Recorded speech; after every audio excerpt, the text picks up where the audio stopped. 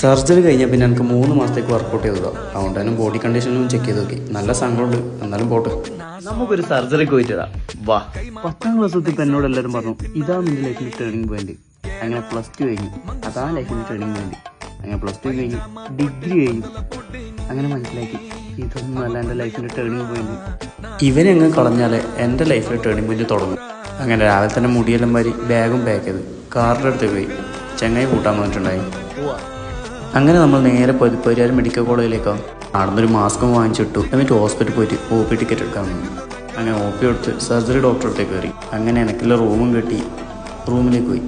സ്വന്തം ശരീരത്തിലേക്ക് സൂചി കുത്തി ഇറങ്ങുന്നത് കാണാൻ കഴിയാത്തതുകൊണ്ട് ഞാൻ തല ചരിച്ച് വെച്ചിട്ടില്ല.